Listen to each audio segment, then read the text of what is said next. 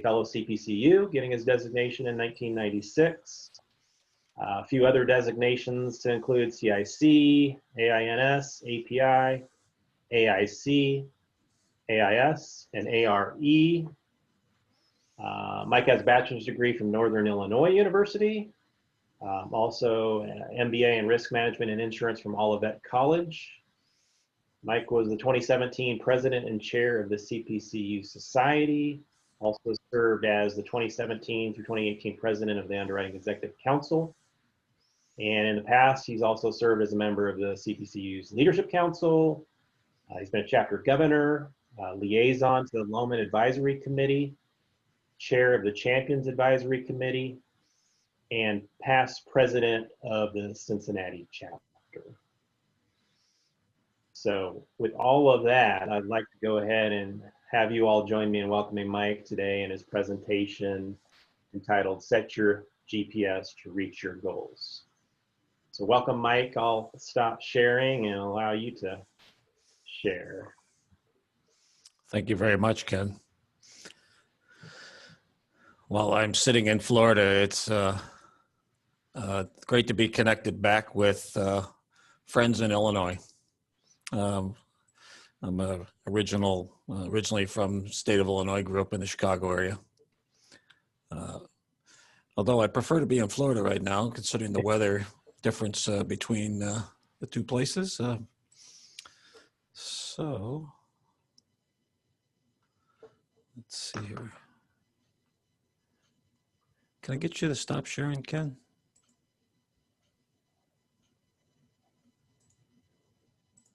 There we go. All right, so let's try this again.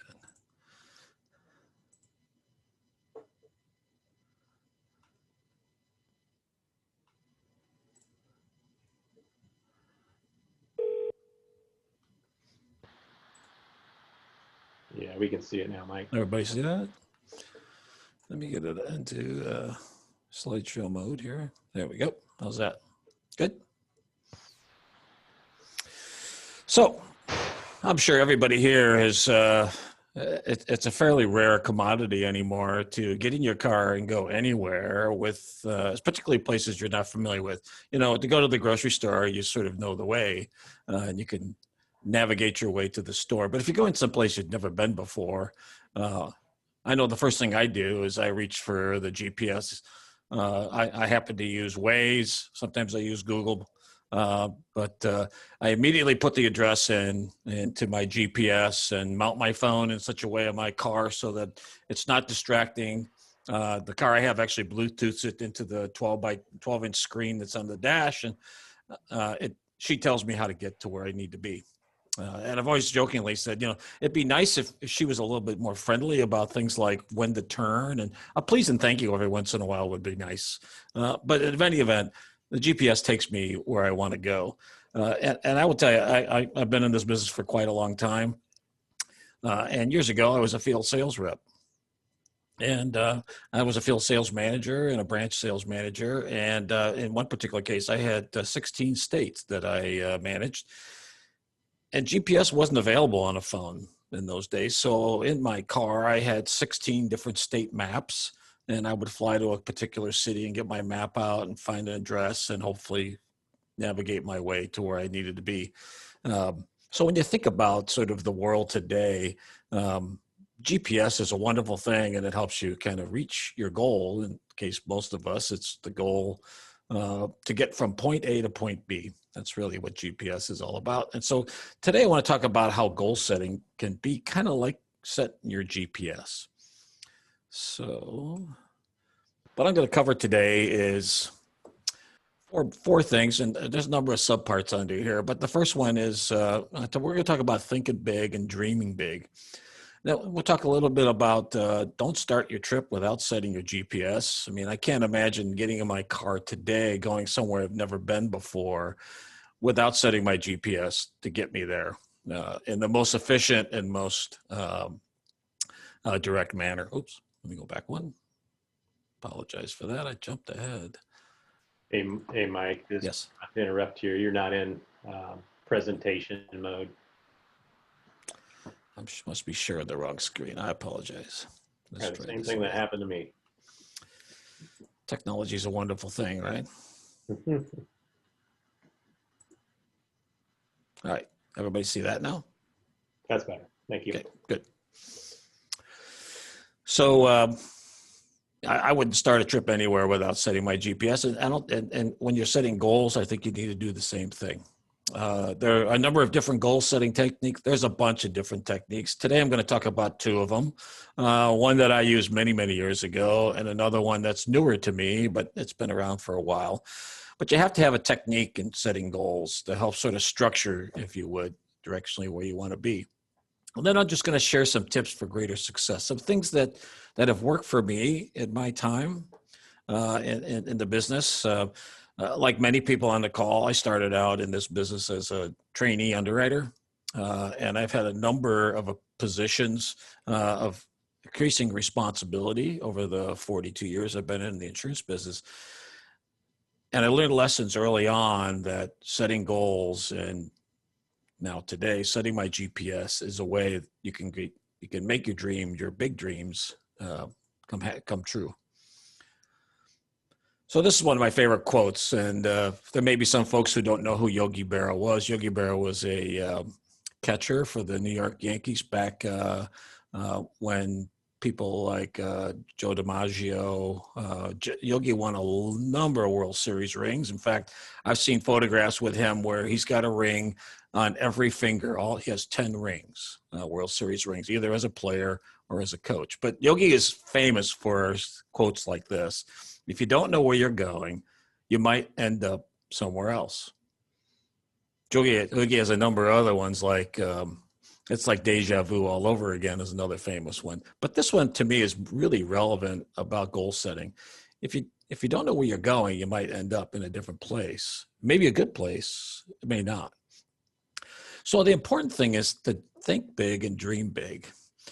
I'll share a story. When I first started in this business, I was a trainee underwriter at Safeco Insurance Company. And my first performance review at that time, they had a very elaborate process where there was a pre-review. It was a self-review, and the supervisor reviewed you. And so you filled in the information about sort of how you think you did that year. But there was a point in that review, at the end of the review, which was sort of the discussion that happened after results of that particular year were discussed with you, where you would write down, where did you see yourself in 3, 5, and 10 years? And I'm sure many of you have done that.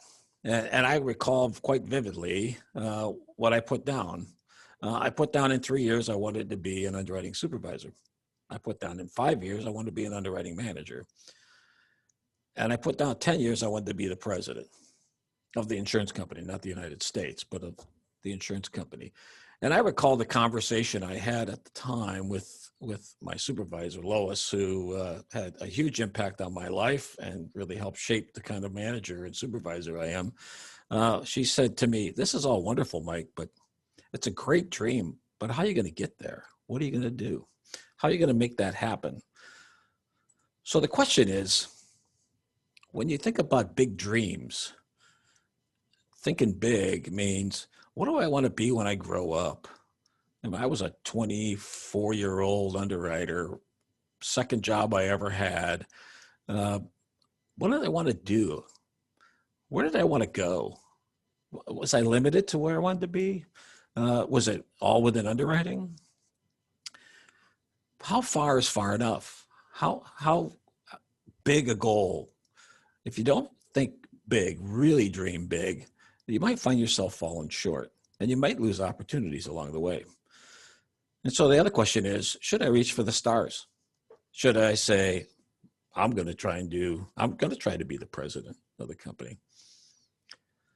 So here's the question I ask everybody, and you don't need to answer, but if you have a piece of paper and a pen handy, write down on that piece of paper, what's your big dream?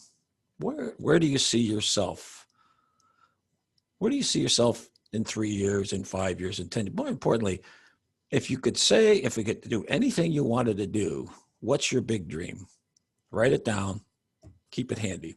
because we're going to talk about some of the things, the steps along the way that maybe it will help you reach that. Because big dreams happen by setting short-term goals. There's no way that that 24-year-old underwriter was going to be the president of Safeco Insurance Company in 1 year. Just not, it wasn't even feasible at the time. There was no way that was going to happen. And I realized that.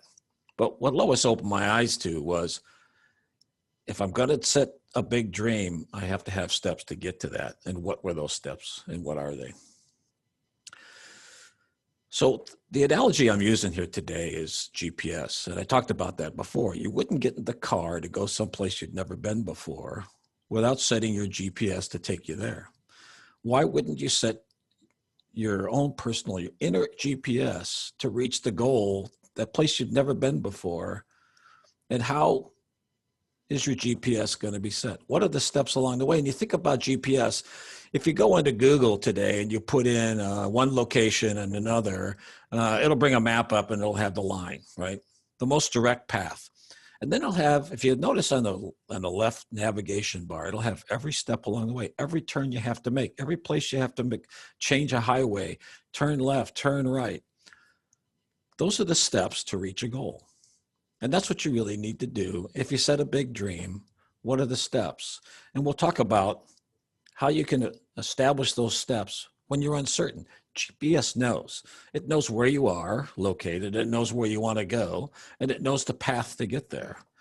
But oftentimes in your career, if your career is a goal, or your development in a job, or the next opportunity that might come your way, or for that matter, a different job entirely, you don't necessarily know the steps. So we'll talk today about what those things are. So this is a statement that was made to me by one of my prior managers. Said to me, you have to plan for your future with a target in mind. You need to write it down, keep it close, update it regularly. If you do it right, the path may not be a straight line, and you will always be a better person for it. So just like the GPS, the line may always be straight. And we'll talk about a little about that, and talk about the things that might come up that may divert you from where your path might be. We'll talk about some of those things too. So goal setting, it's all about achievement and timing, and are they attainable? How can I set them? Am I going to follow up? Is it achievable? There's going to be work involved. Can I make it? Am I a procrastinator? Is it relevant? Is it something I really want? That's really what goals are all about. So think about those as you think about that goal that you wrote down. And we'll talk about some of the techniques. So I'm going to talk about two today. There's a whole bunch of them out there, and a lot of companies have different ones. The first one I'm going to talk about is SMART goals, and I'll explain what that is. And then I'll talk about a newer concept. It's actually not a new concept, but it's sort of been revitalized by an individual, and that's objective and key results. It's important to have a technique, a plan to set goals, because it gives structure to what you're attempting to do. So let's talk about a couple of those things as we go forward here. So SMART goals, and SMART stands for specific, measurable, assignable, realistic, and time-related. Originally developed by a guy by the name of George T. Doran. He was the director of corporate planning for the Washington Water Power Company, and it was back in 1981. And I remember these quite vividly because the first two companies I worked for, we used SMART goals. So I'm very comfortable with doing that, both as a contributing person in the company, but also as a leader in the company. I understand the concept behind SMART goals. The important part is that every objective doesn't have to have all parts, because there are some things that are worth achieving that can't be measured. So keep that in mind as you go through this. But your goal setting should be structured that way. SMART goals were expanded to SMARTer, so they included being evaluated and reviewed, which is a really important part of setting goals. Are you evaluating them regularly, and are they being reviewed? And we'll talk a little bit about what I mean by reviewed. Not just reviewed by you, but potentially reviewed by others. They were very popular for many years. Even today, companies use SMART goals. The company I work for today, we use SMART goals for our employees. We all have them. So it's a sort of timeless process. There are some critiques to this, right? So it's not always a positive force for goal setting. It's not a lot of times not good for long-term goals. It's good for the steps towards that, but for the goal itself, because the time element of that oftentimes takes much longer than what a typical SMART goal would take. It does not promote a sense of urgency, and it may stifle creativity. So when you think about SMART goals, oftentimes you think about it in terms of your work, right? What are the things I do to contribute to the overall success of my team, of the office I work in, the line of business that I'm part of, or the company as a whole. So much of that has to sort of be aligned with those goals that your goals are feeding into. So sometimes creativity gets stifled a little bit. So here's a formula for SMART goals, specific. So can you clearly identify what the goal is? So the goal that you wrote down, in my case, president of the company, is it clear? Yeah, it's clear. It has a definition. You can identify what it is.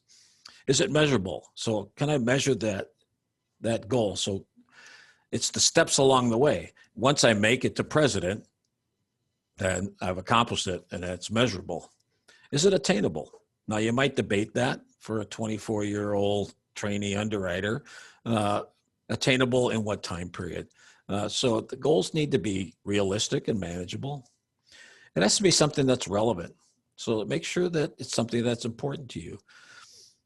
The first question that Lois asked me when I said I wanted to be president of the company in 10 years, she asked me why. And I really had to think hard about that. Certainly, the title is great to be the president of a company. Certainly, you would expect that the pay would be pretty amazing. But a job is more than just the title and the pay. And I really had to stop and think about that. And Lois opened my eyes up to that whole concept of relevance to that goal. And it was years later that I recognized what the real reason why that was a goal in my mind to get to that level.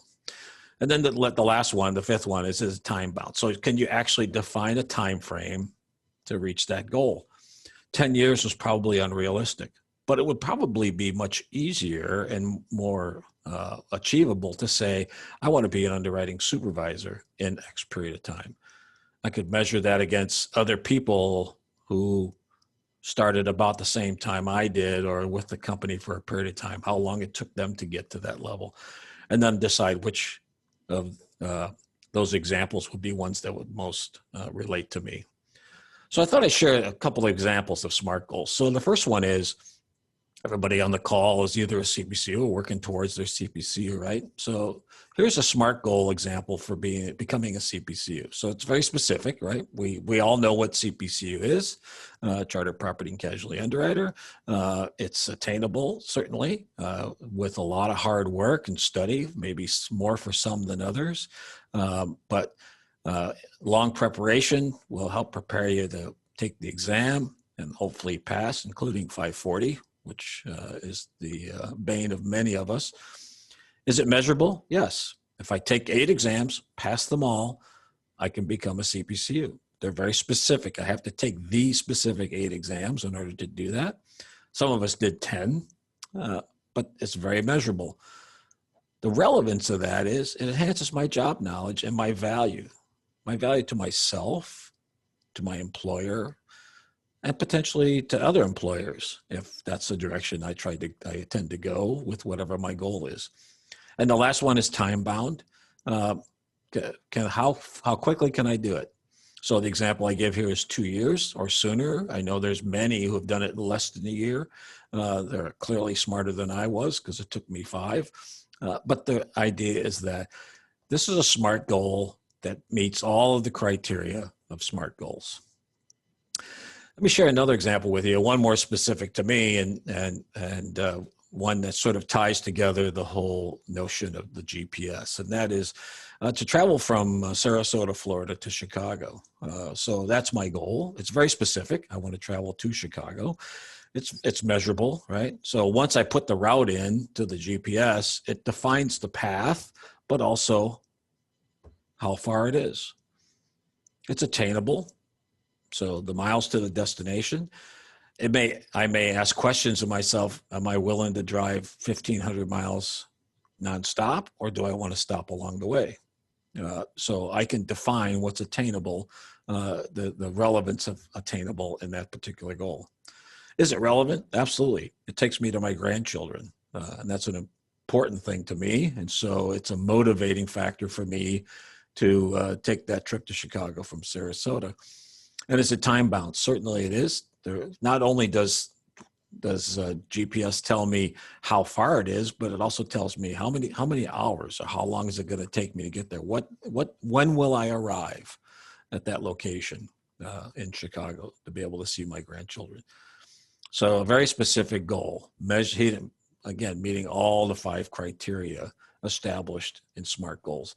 So you can see, if you've never used SMART goals, it's a fairly simple process to go through, thinking about all of those steps along the way, specifically to what those particular markers are to establish what that goal is. So let's talk a little bit about OKRs, as they're referred to today, or objective and key results. And on the slide, you'll see a copy of a book that was written by John Doerr called Measure What Matters, how Google, Bono, and the Gates Foundation rocked the world with OKRs. It's a book that helps you define that process. And it's actually this book came out in 2017.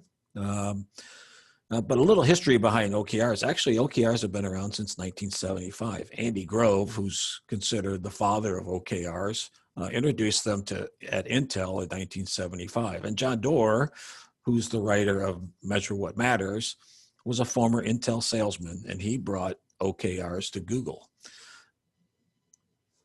OKRs, Measure What Matters, was published in 2017, and OKRs are adopted at Google, LinkedIn, Twitter, Uber, Microsoft, and you can see the list below. This is the most updated list: Netflix and Slack, Deloitte, The Gap, Accenture, GE, Samsung. A lot of companies have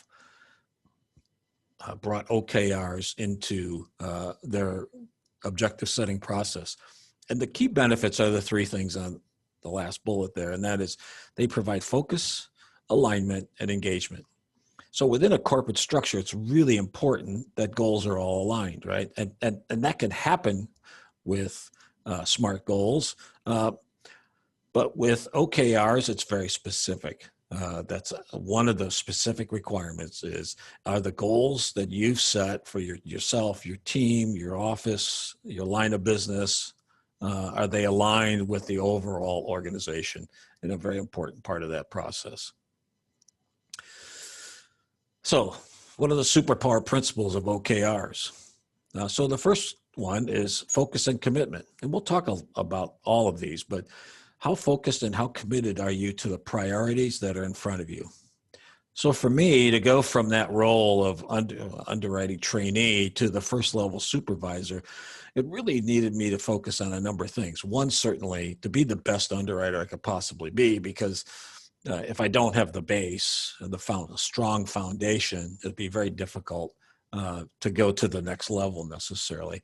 And also the commitment to what those priorities are. So the fact that it was important to me that I got good results, that the quality review work that was done on my work was great. The next one is alignment and connection. So were my goals aligned with the department goals and our office and the line of business? Absolutely.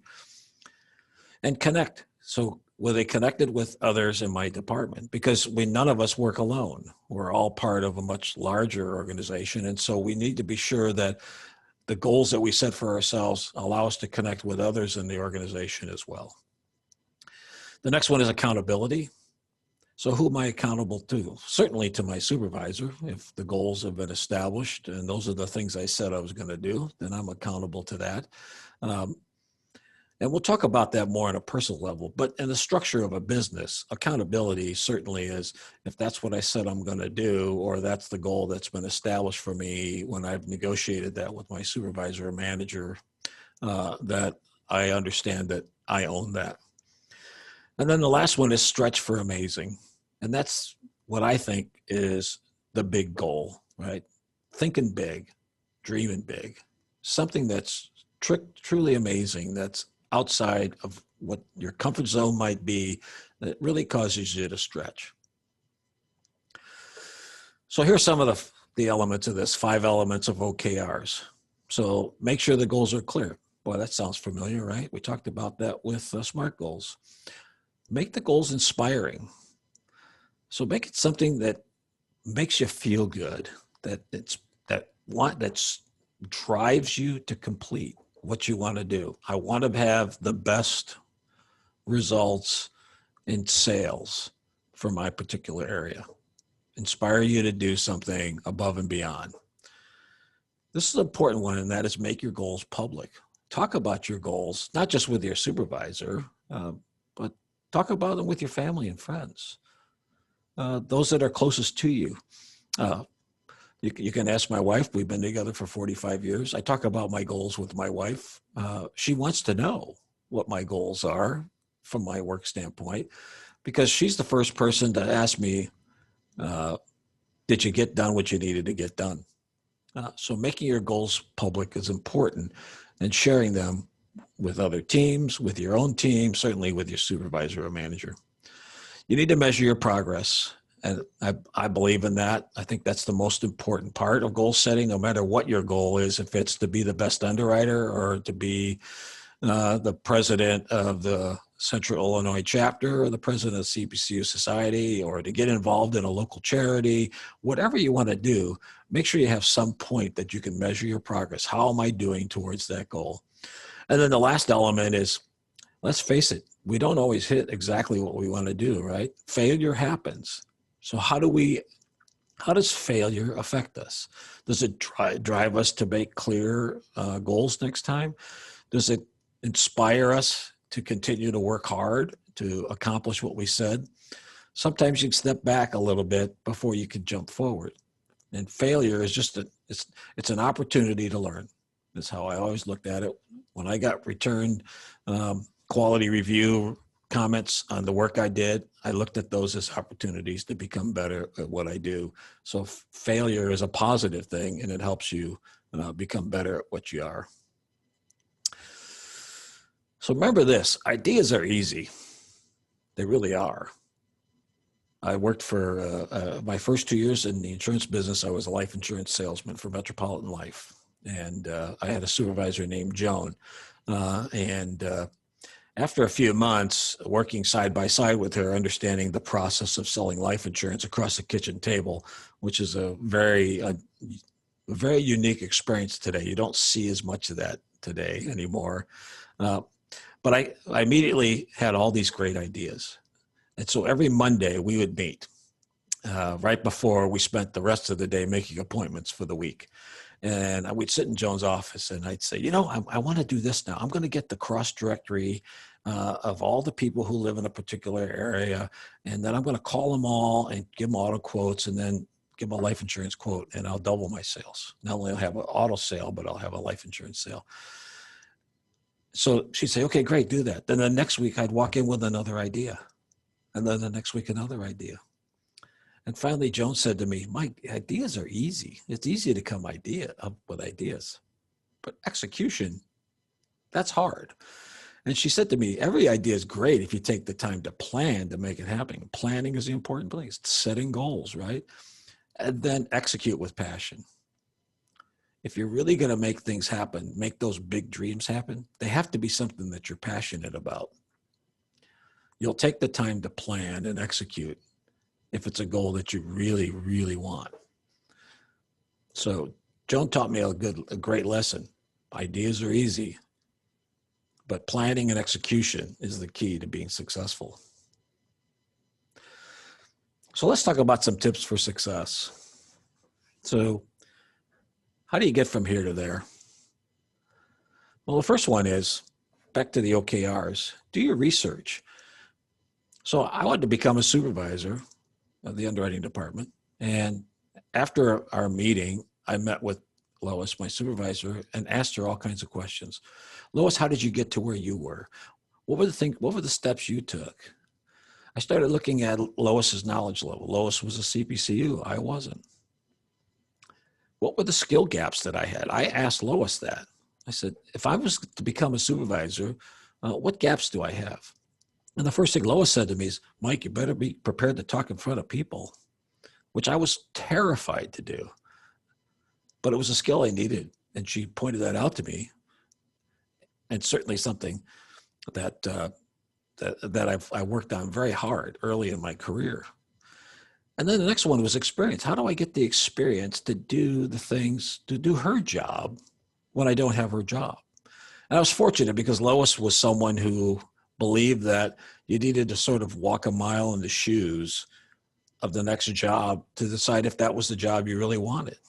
And so she gave me the flexibility and the latitude to do that. When she was gone, I handled her referrals, which taught me how to deal with my peers because I was looking at their work and communicating with them. So do your research. If you want to be the president of the company, go talk to a president of a company and ask them how they got there. Because what you'll find out is all those steps along the way, all those turns that will be in the GPS will be very much clearer to you so that you can map your path, because that's the next step in this process is mapping your path. The most direct path is always a straight line, right? To go from point A to point B is a straight line. You know, you can't do that in GPS necessarily because it's rare that from point A to point B is going to be a straight line because things happen along the way. But you need to establish those steps. And the way you learn the steps is to do your research. Then you take those and you set your individual goals. So I didn't immediately start writing down goals to become president of an insurance company. I started writing down goals to become a supervisor. And the first one was, better start working on my CPCU. And the second one was, better get comfortable speaking in front of others because that's an important part of that job. And so I did. I focused on those things. I set individual goals, and then I prioritized those along the way so that I was moving in the direction that I wanted to go, knowing that if I completed those steps, that the path to the next level would be much simpler because I already had those things completed. And then stay focused and stay committed, right? Don't look too far ahead. Look at the goal in front of you. It's not bad to cheat and sort of look to see what's coming because you may find that you could do that at the same time. But staying focused on the goals in front of you is the most important thing. And you need to attack each step along the way. Really focus on those things that are in front of you right now. Make note of the things in the next level. And make note of the things that might help you accelerate the process, but stay focused. And be creative in your goal setting. And so the example I give is, often I hear, well, I have a hard time being considered for management positions because they say I have to have experience. And I say one of the greatest ways to have experience is get involved in any organization where you have to be a leader of volunteers. And so this is a unsolicited plug for the CPCU Society, but I would offer it to you, it's any organization you get involved in. Get involved in places where you have to lead other people, where you have to set goals, where you have to hold people accountable, where you think about all the responsibilities of a supervisor. Get yourself in that place and recognize that leading volunteers is a lot harder than leading employees because the volunteers are there just like you because they want to be. Now they're not getting paid for it. And so you have to be even more focused on how you can help them accomplish the things together with you as a leader. So that might be a creative way of setting a goal to get some experience in leading other people. Make sure you're aligned and connected. Make sure all your goals align with what your focus is, what direction you want to have. So by example, when I was going from underwriter to supervisor, I made sure all the goals checked the boxes, if you will, for those things that I felt were necessary and Lois shared with me that were necessary to be a good supervisor. I didn't pick up a goal to say, well, I'm going to go get my CLU. I probably could have done that, but it wasn't aligned with where I wanted to be right now. And so I shelved that one, knowing that at some point I may pick that up again. An important part, and this is the part where, from a personal perspective, you don't necessarily have the same teamwork that you'd have within a company. So how do I connect? And connecting is connecting with your network. So if you're not on LinkedIn, I encourage you to get on LinkedIn. It's a way to connect and build a network. It's a network of folks that you might be able to lean on at some point in time to get a particular thing done or a direction or some additional support. And then again, just like the focus, remain on your path, because some things will change along the way, and staying on your path will at least keep you pointed in the right direction. You need to have accountability. So stay the course makes it easy to be accountable. You need to check your progress regularly. I'm a firm believer in goal setting. I do it all the time. I'm doing it right now for the next phase of my life after being in this business as long as I have. And I check my progress, not every day, but certainly with some regularity, at least monthly, and probably more frequent than that. You need to get a coach, someone who, maybe they're a mentor, maybe it's someone who's been in those roles before, maybe it's one of your peers, maybe it's a family member, maybe it's your spouse or significant other, but a coach. So when you think about coaches, I played sports. Coaches help you become better at what you do. And they're the first ones to tell you that when you do well, and they're also the first ones to tell you when you screwed up. And if you trust the coach to tell you those, both the good and the bad, you're going to make better progress. So find someone to be your coach. Share your progress with your coach. If they don't already know, maybe it's your supervisor. Maybe it's somebody completely outside of your company. Maybe it's your spouse or significant other, your mom, your dad, whoever, best friend. But find someone who can help you, who knows you well, sort of your strengths and weaknesses, and can keep you focused. And ask them to make sure to hold you accountable to what you're doing. Because here's what happens in real life, right? There's going to be course corrections. There's going to be times when there'll be detours. Life changes. Sometimes you have to go sideways to go forward, right? There was a point in my career where I was on path to be what I thought I wanted to be. And I recognized that in the broader sense of the thing, I needed a broader back. I needed a bigger foundation than I had. I was a personal lines guy. I knew nothing about commercial, and most of the positions that I wanted to get myself into had commercial lines responsibility. So I made a complete shift. I went from personal lines management to field sales in commercial lines. So I could build the base up, my foundation, the strengths of what I had to offer. So I was preparing myself for the next place. Sometimes priorities change in life too. Maybe things will slow down a bit because, in my case, CPCU slowed because I had a family. It was difficult, traveling in the field, studying, coming home, not taking trying to take responsibility for the kids. So priorities change in your life, and those are the detours. But you need to continue, keep your goal in mind and your focus, knowing that those priorities could change back just as quickly. Some obstacles could be lack of employer support.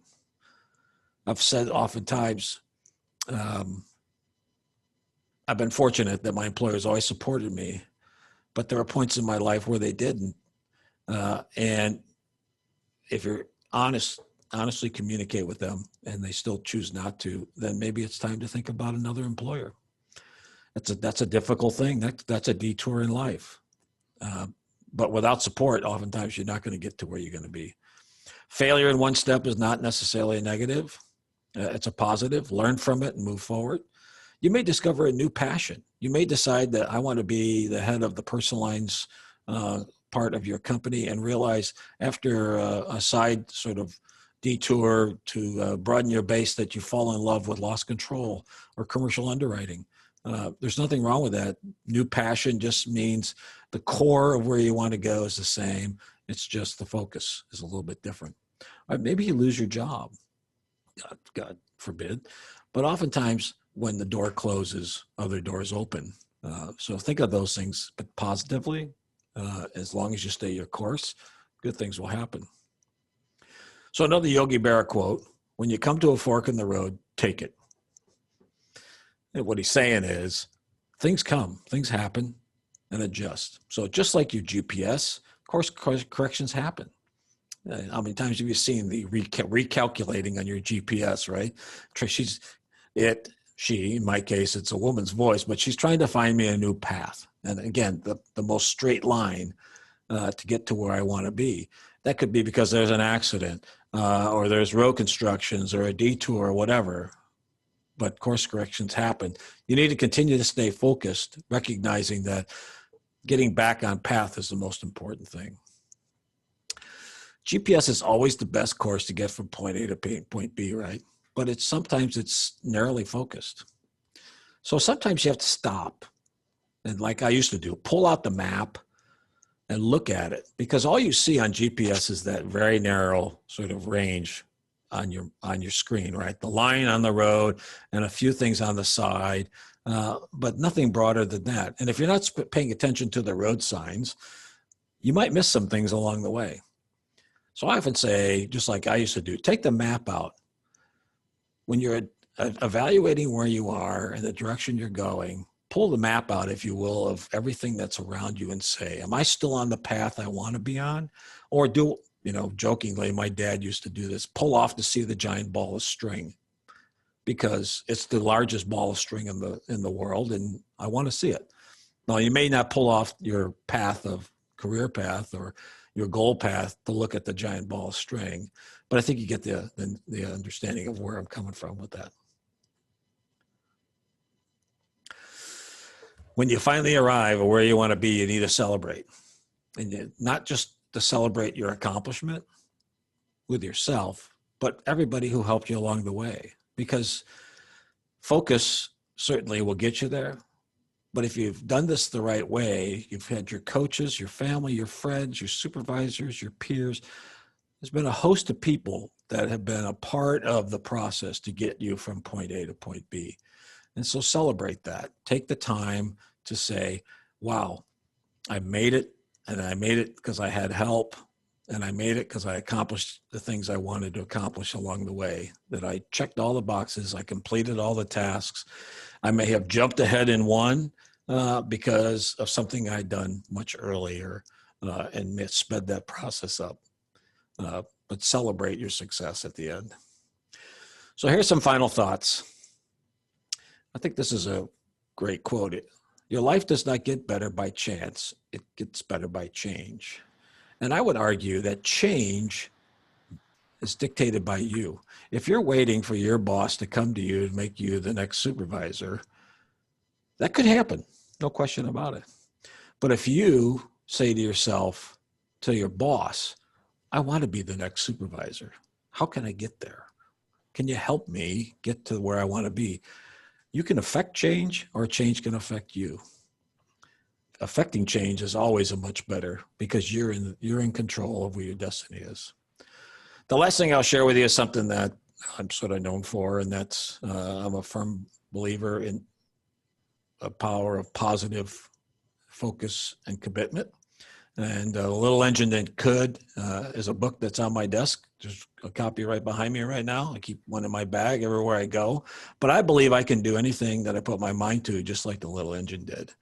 And so keep that in mind as you think about your goal setting, whether it's to move to the next level, to be the best at something, to get the next designation, whatever it might be, celebrate it, but keep it focused in your mind. I can do this, even when it's most difficult.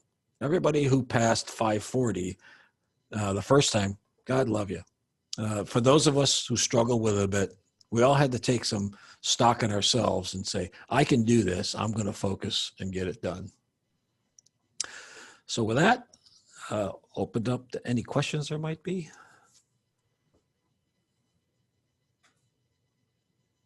Yeah, feel free. If anybody's got a question, just go ahead and unmute. Mike, this is Vernon.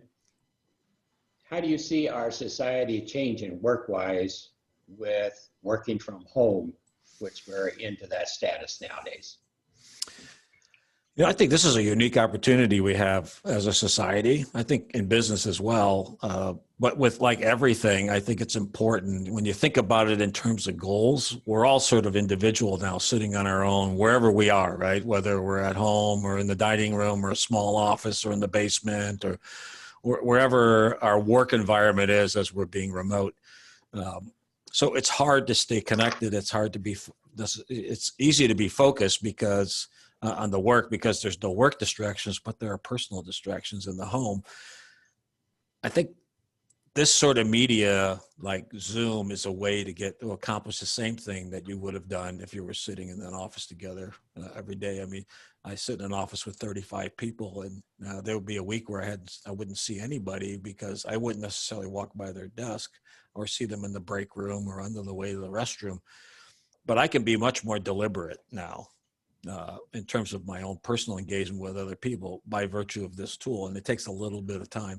From a society perspective, I think this opens the doors to lots of opportunities. I've seen it across the country where I've attended chapter meetings in Portland for the Portland chapter or for Southern California from beautiful sunny Sarasota, Florida. I can do this presentation sitting here in Florida and you're all in Bloomington, Illinois, or someplace near there. There's great benefit in that. And I think leveraging that, and if you read a lot of the things that are available today, the articles that are being written about working remotely, they talk about the biggest challenge is staying connected. But the easiest way to stay connected is like we're doing right now, where I don't know how many people are on this call right now. There's 103 of us on this call. We're all connected with each other. We're all hearing a message. Hopefully you get some value out of it, but more importantly, we can have an interchange of ideas at the same time. Yeah. Thank you. Very good. Mike, Scott Holman here from Pekin Insurance. A follow-up to Vern's question. Do you see companies kind of, I guess, rethinking their employment situation with their employees in terms of you've got somebody from an underwriting standpoint or a managerial standpoint living in one part of the country and the people that they either supervise or manage or the responsibilities that they have from an underwriting perspective maybe completely in another part of the country because of the technology? Or are we still trying to have that local presence, so to speak, in your opinion? What do you see with that? Scott, I think it's a mixed bag. So I heard, I think it's nationwide, they closed down a bunch of offices and told the employees that we were working remotely from that point forward. I know like at our company, well, by example, I had an opening for an underwriting technician and hired a person who lives in Knoxville, Tennessee. And, I'm fortunate she used to work for us, but I think some companies are saying, if you use these tools correctly and stay engaged with people, you can work anywhere. I think we've proved that since, at least here, since March 18th, when we sent everybody home, 200 employees home, that we didn't miss a beat. Things slowed a little bit at first because everybody was trying to get their feet under them, but we didn't miss a beat. We and no one got laid off or furloughed or fired. And I think we've proven in some respects that the insurance business is somewhat pandemic proof as well. Maybe not, certainly in the commercial lines arena today, you got sales are down, you got payrolls are down, so premiums are going to be less, but risks are still out there. Yes, businesses are closing. There's no question about it.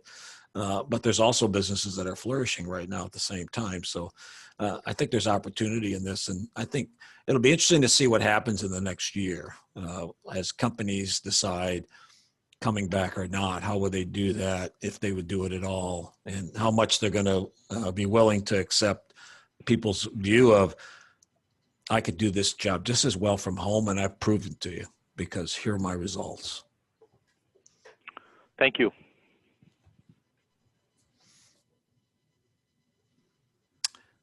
Well, great. Any other questions out there? I appreciate the opportunity to spend some time with you guys today. I hope this was helpful to you, that you help maybe get you focused in again. This is the time of year to set goals. So the big dream goals are ones that you really stop and think about. So that one you wrote down, if you believe in it, start thinking about how you might formulate your plan, small steps at first, baby steps first before you get to where you want to be, and starting to check the boxes of, okay, I've accomplished these things now. The next place for me is this, and then the next place after that is that. This is the time to start doing that when the year is fresh. So I appreciate it again. It's always great to be with Central Illinois chapter. Yeah, I agree, Mike. It's great time of year, and I really liked your accountability piece in there too. Make sure you're talking about this, telling somebody who's going to keep you accountable to your goals, and that will definitely help. So, thanks again. We appreciate your time. Great message. And yeah, you like coming here and visiting with us. We like having you. So thanks. Maybe asking it again. Also want to thank the programs committee too for reaching out to Mike and getting this time with him today. We do definitely appreciate that. There was a question in the chat bar about continuing education credit for CPCU, and yes, you will get that credit for attending and registering today. That'll automatically take place for you. And then just a couple other quick reminders for the chapter here. If you haven't yet renewed your 2021 Society chapter membership, please do that today. And you can log into your Society account and find that renewal invoice and work through that process, however that works in your organization. We do have a lot of great programming planned for 2021. Most of it virtual, of course, for the first part of the year, but we definitely do hope to have more of that personal connection again, face-to-face when conditions are right. So definitely looking forward to that. And then just to plug a couple of our next events, our next lunch meeting will be on February 3rd, same time here on Zoom. Also, the Beyond Bloomington group will have a virtual lunch meeting on February 17th. And then new this year, we're going to have a virtual craft beer tasting event on February 19th. So looking forward to that also. So keep watching for invites and those details and sign up, and we hope to see you at those various events. So thank you all. That's a wrap for today, and enjoy your week. Thank you.